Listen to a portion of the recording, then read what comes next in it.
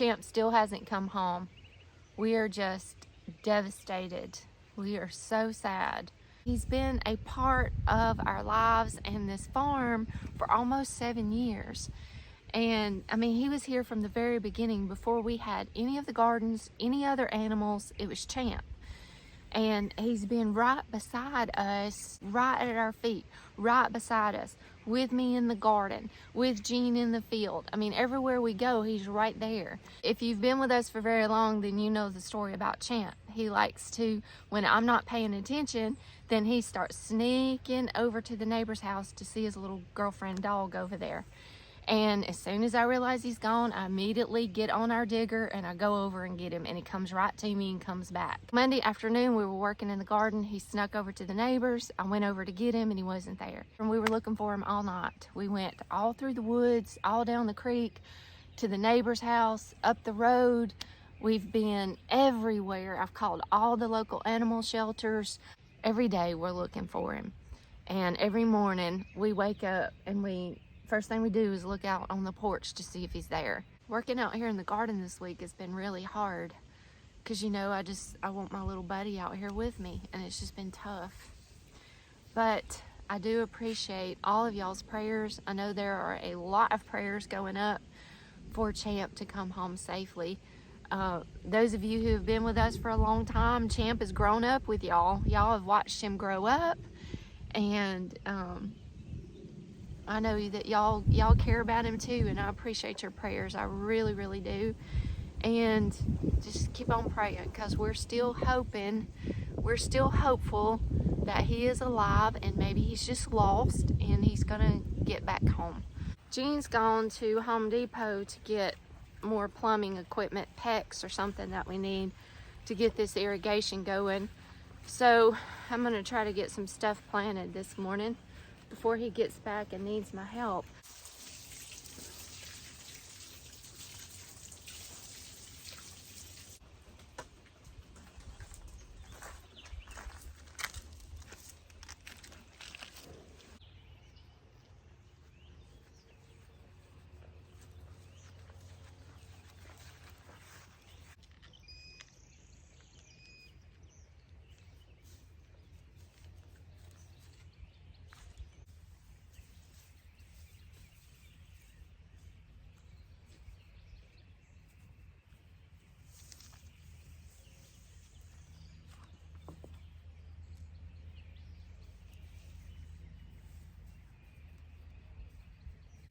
These are my bell peppers.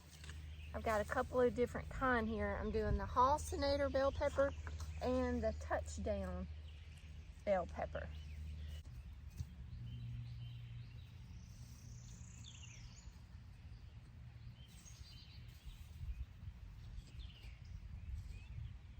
Just got all my peppers planted. This first row is Halcinator bell pepper and Touchdown bell pepper.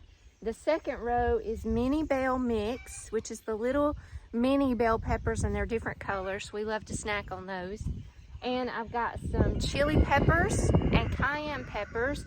I'm hoping to dehydrate those and ground them up and make my own chili powder and my own cayenne pepper. In this last row back here, we've got the Hidalgo Poblano pepper, which is the big peppers. We like to stuff those with cream cheese. And then we've got a couple of Halcinator jalapeno peppers. And then I've got a few shishito peppers and a banana pepper. I'm only planting one banana pepper because Jean and I really don't like banana peppers, but Pop and Mom loves them. So I wanted to have some of those for them. Now I'm about to plant my basil right here. So on this trellis, I've got the Amish paste tomatoes. That's all that's on this trellis. And in front of it here, I'm gonna plant this Genovese basil and the dark purple basil right here. I always like to plant my basil with my tomatoes. A lot of times I plant them right beside my tomatoes, but these are just a little bit in front of them, which is still fine. But basil is a great companion plant with your tomatoes because it helps the tomatoes have more flavor, but it also helps to repel aphids and hornworms. So that is a really good plus.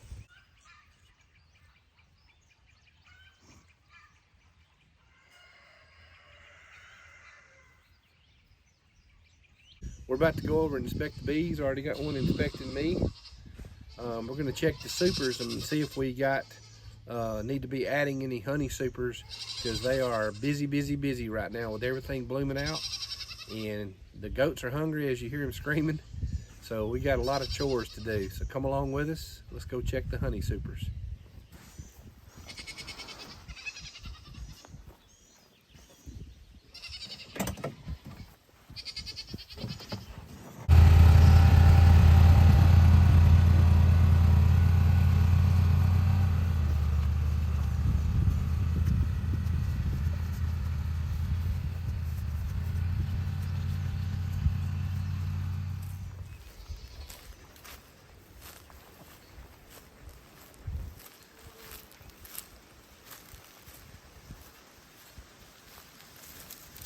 All right, check my suit and tie. We have to check these because the bees get up in these little cracks. Last time we were out here, I had a bee or two get up in my veil. It was crawling on my face. I was freaking out.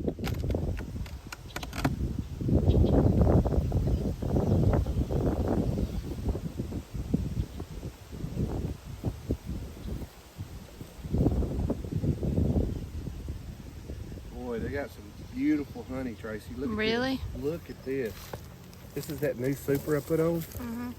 Look. Oh my gosh, it's that clear honey. Spring honey. Look at that. Oh, nice. They've already capped it. Yes. What's the other side look like? Nice. They're all about, this is already about done. All right. So we just put this super on about 3 weeks ago maybe, and they've already got it beautiful, capped, white. It's gonna be that clear, great honey. And when it gets about 70% full, that means the frames are covered with honey and they're capped. When it gets about 70%, you need to add another super, because if you don't, the bees have nowhere to go. Their house is too small and they will swarm. So we're gonna put another super, and the quicker we can get another super on here, this time of year, they can fill it up. A good strong hive can fill it up pretty quick within maybe a week or two, sometimes 10 days. So we got to keep an eye on this, because we don't want to get them too tall, because the wind, that could actually blow them over.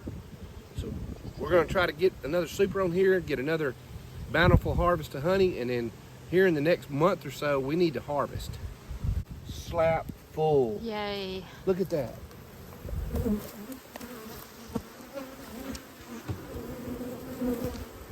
That's awesome. Oh my gosh. This one's about 60%, Tracy, so I'm gonna go ahead and add one while we're Yeah, here. go ahead. They'll fill it up. That's so awesome.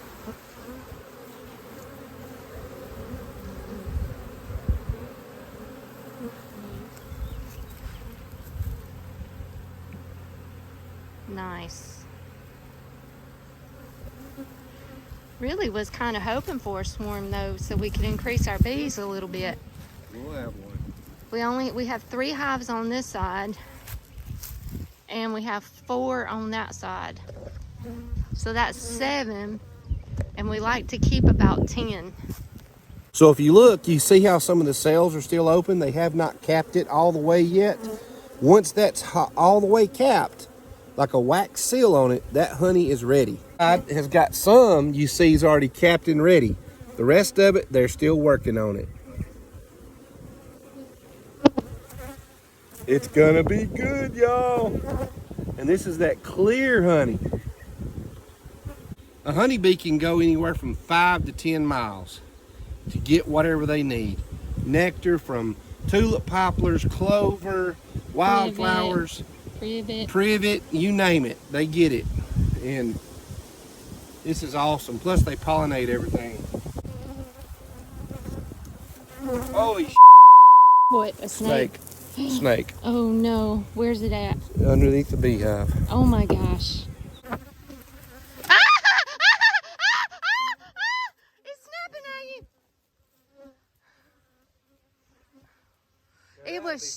It was striking at you. Yep. Oh my gosh.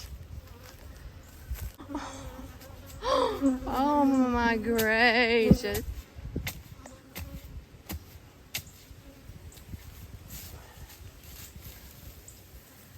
You sure he's dead? Yes. Jeez, man. Woo.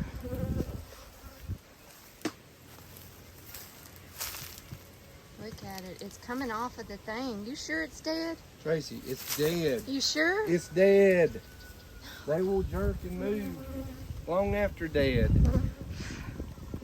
Solid, clear honey. Full. So all 7 hives, we've had to add a super to them. And that's, you know, a super's a lot of honey. A honeybee, she works her whole life to make about, what is it, Tracy, a teaspoon of honey? Something like that. They work hard. So when you enjoy honey, and they don't live long, they die. They literally work themselves to death. So all 7 hives are healthy, producing honey, and we're gonna have a good honey harvest this year.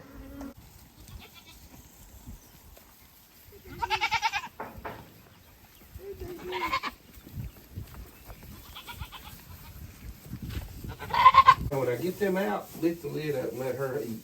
Okay. Don't let the other goats see it though, they'll. Poor honey over here has been sick. She's got some kind of skin thing going on. We've had Dr. D out here, and he we did a regimen of medicine, and she's still bad, so I went the other day. Here, baby. I went the other day and picked up some steroids from him. So we're having to give her steroid shots every day. But she's just so pitiful. Hon.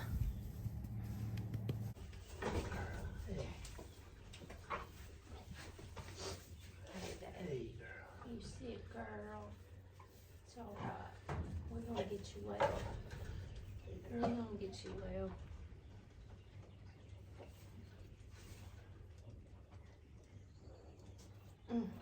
It's okay, baby. It's okay. There you go. Good. Let me get her some food and see if she'll eat it. Give me that. Give me that.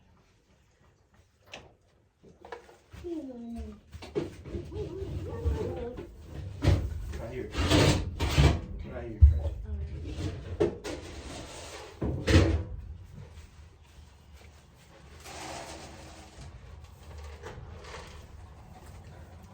Good girl, honey. What's it looking like? Can you see it? Oh yeah, it's getting better. Is it getting better? Hey. It's okay.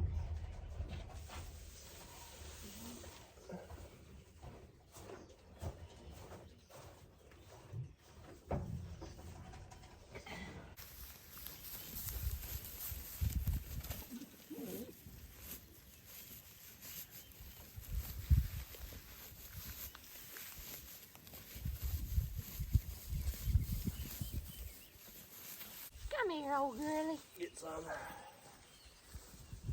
Hey, Annabelle. Hey, Annabelle. Hey, old girl. Hey, old girlie. Got my big pecs. Got my big pussy.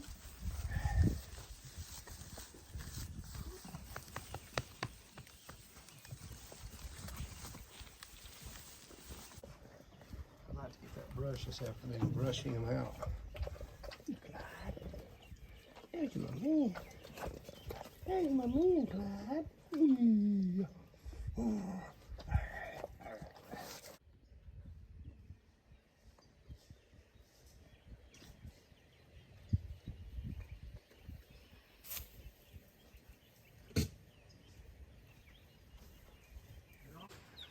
We got some baby chicks from Head Family Farm at the meet and greet last Saturday. And they're olive eggers and Easter eggers, Jacqueline said. So we like to just add a few each year to our flock because Some of these girls are old. Like this one right here and that one. They were our very first chickens to get.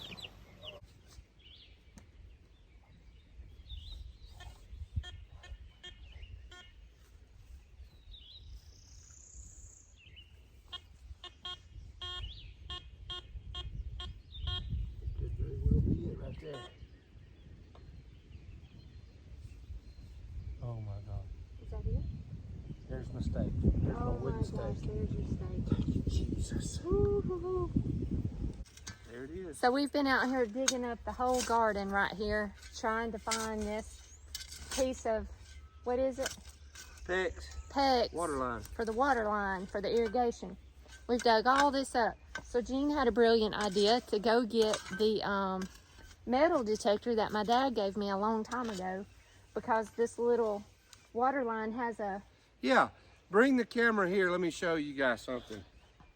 I knew, Tracy, we were gonna never find this, but I drove a wooden stake and put a flag here so we could find them, and she just kept going, it's ugly, it's ugly. No, and I wasn't doing it's ugly. I was adding compost to my garden. So we had to use my father-in-law's trusty metal detector. I thought about it because it has little metal crimps and on the end of this PEX, and we found it. Yay. Eureka! After we've dug up all of my chamomile, moved all these rocks, hit roots of this rose, which I hope and pray it doesn't kill it. It's fine. But we found the pipe. Now we just got to find it on this other side. I'm making headers for my garden irrigation for the potager, and I've got 1/2-inch PEX coming up out of the ground, piping it in. Here's your on-off, where we can zone off each bed, and all we got to do is screw in our funny pipe, black pipe here, with our drip emitters, and run them however we want to.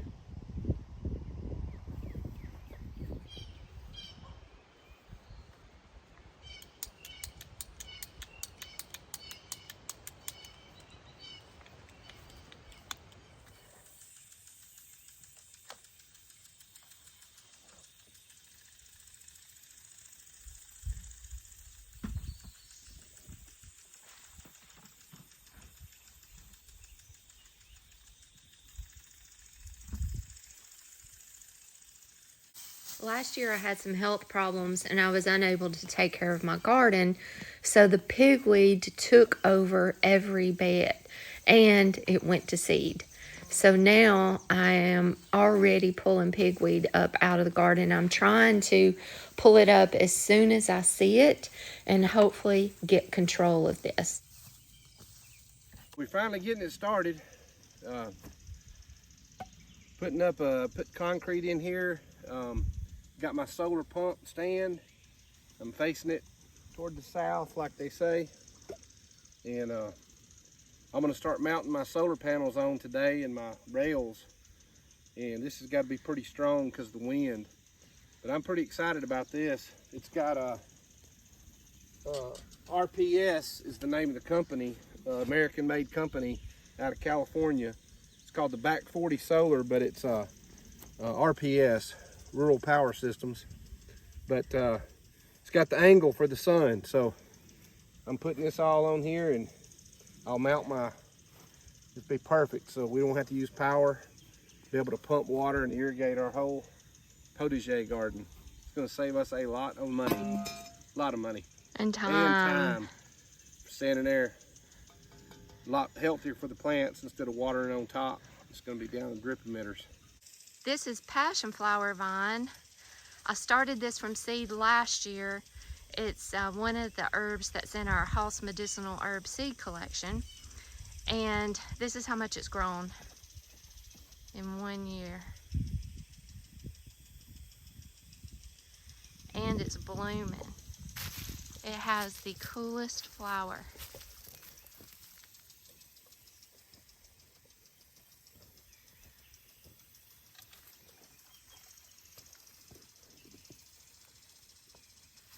See all these little buds? They're all about to open. You're gonna have lots of flowers.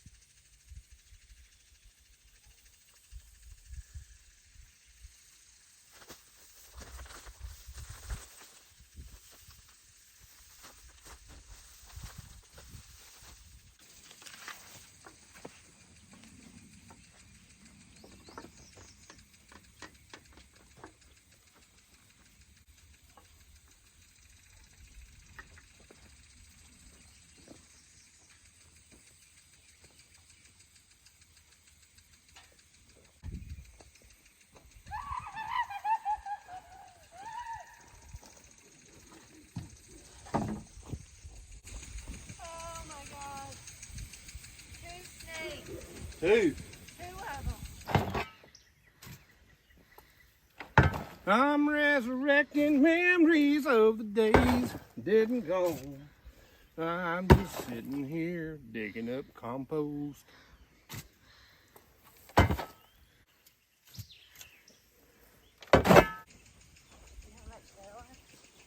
$9.99 at Home Depot.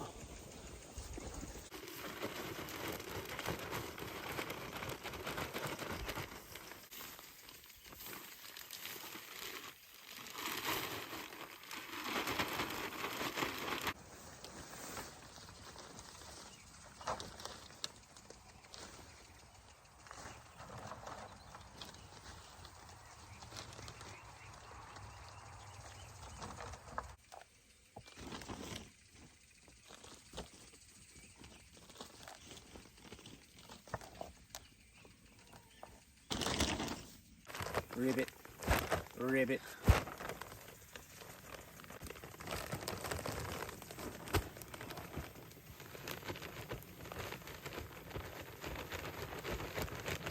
Don't forget your thrillers, spillers, and fillers.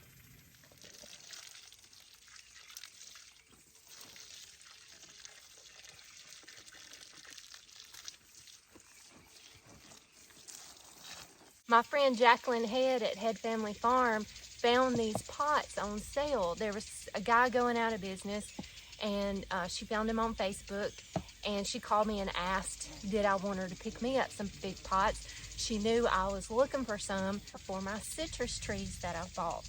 So she picked up 5 of these for me, and today I am planting my citrus trees. In these 2 circle beds in my pathways, I'm planting my lemon, Meyer lemon, and my Persian lime.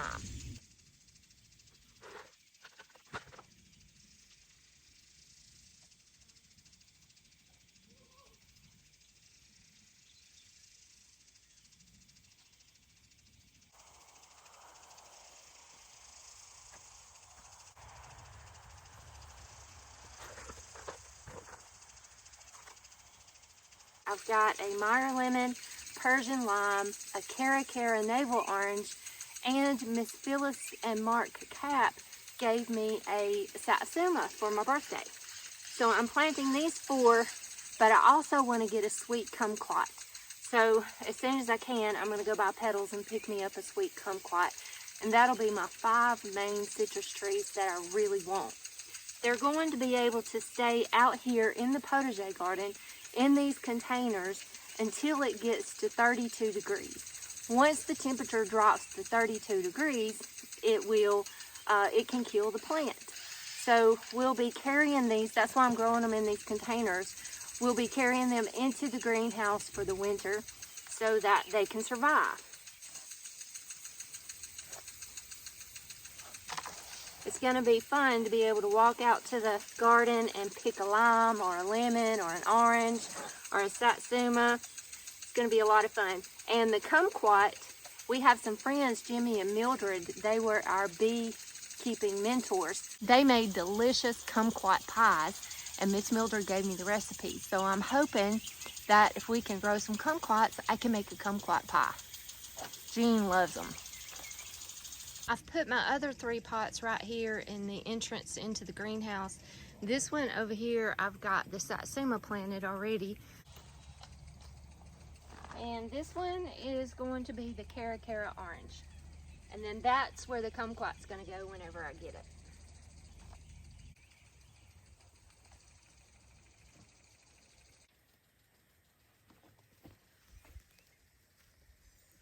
That's so cool.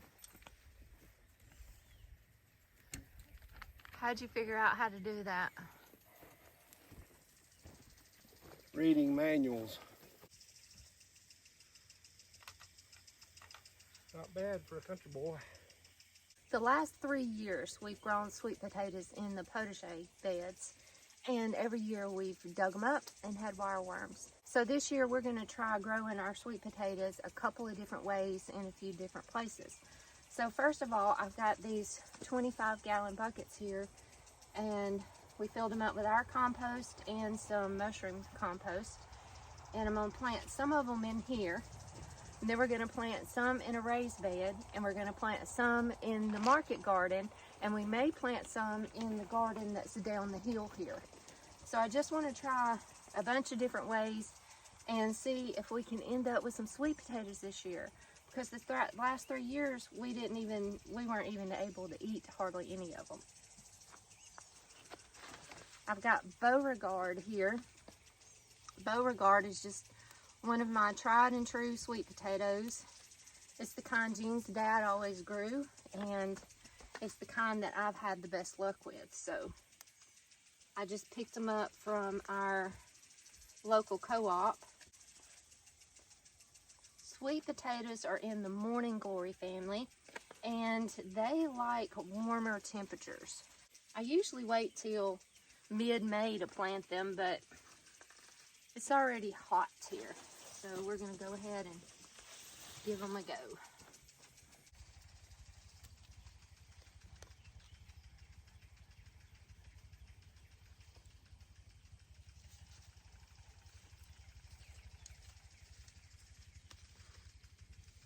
It's the next evening, y'all. I just come out here real quick to plant my turmeric.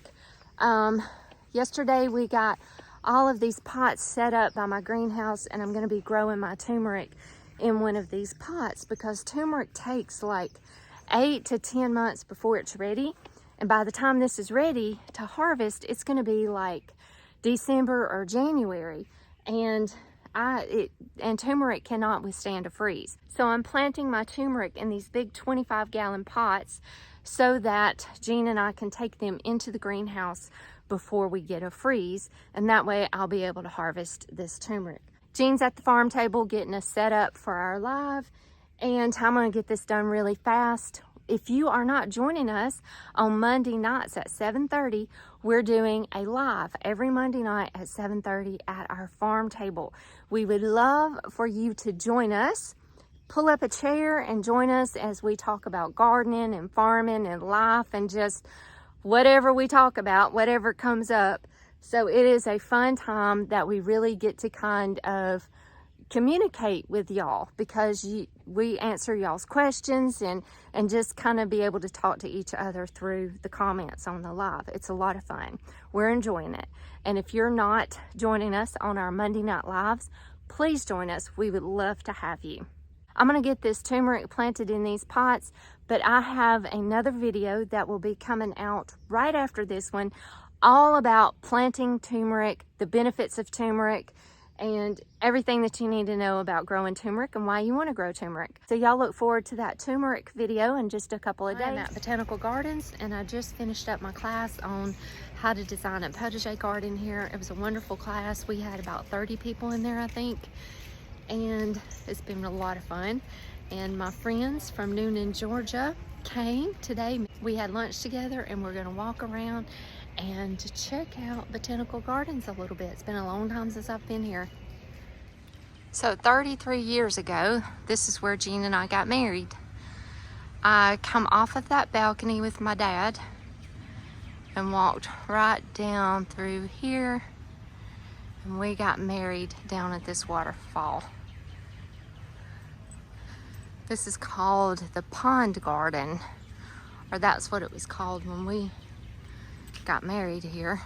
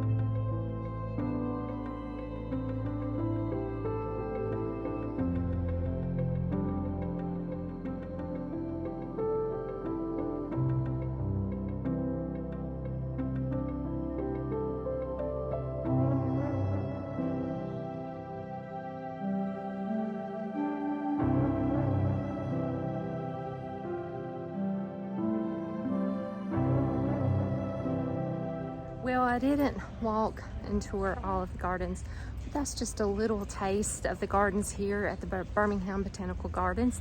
If you are ever in this area, this is a definite must stop to see these beautiful gardens. And then right across the road is the Birmingham Zoo, which is a very nice zoo too. So if you're ever in Birmingham, Alabama, this is a spot that you want to come see. I just got home from teaching my class at Botanical Gardens. It was a fun day. I stayed and had lunch with my friends from Noonan, Georgia, and they brought me the sweetest gift, y'all. Look at this. First of all, this box is super cute.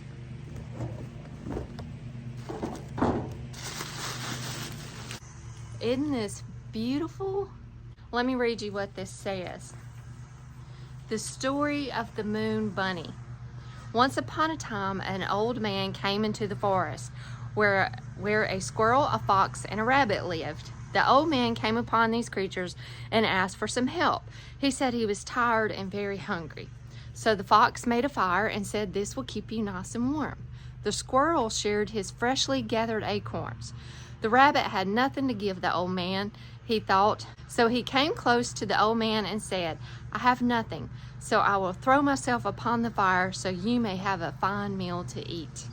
At that moment, the old man, with a glimmer in his eye, turned into the man on the moon. He looked softly at the rabbit and said, "For your selflessness, I do not want to eat you. I want to take you home with me on the moon. This is why the bunny is looking upwards toward the moon. May this fable warm your heart." Isn't that so cute? So he is a moon bunny and he's looking up at the moon. This will find a very special place in my garden. So Melanie is a master gardener and they have a garden club in Noonan, Georgia.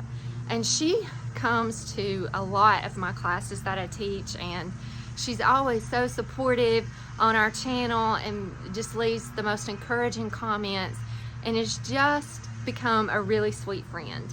And her friends came today and we had lunch together. We walked around the botanical gardens together, and it was really, really sweet of them to come. And I enjoyed spending the day with them, and they gave me this sweet little gift. Thank you so much, Melanie and Amy and Kim. I enjoyed hanging out with y'all today. The Botanical Gardens is a spectacular place, y'all. It is beautiful. It's gorgeous. But I'm not gonna lie, this is my favorite garden of all. I love coming home to my potager garden and to my farm and to my Jean. I love coming home to all that God has blessed us with here. It's starting to rain, so I'm gonna close out this video, but y'all have a wonderful week. God bless you, and we'll see y'all next week.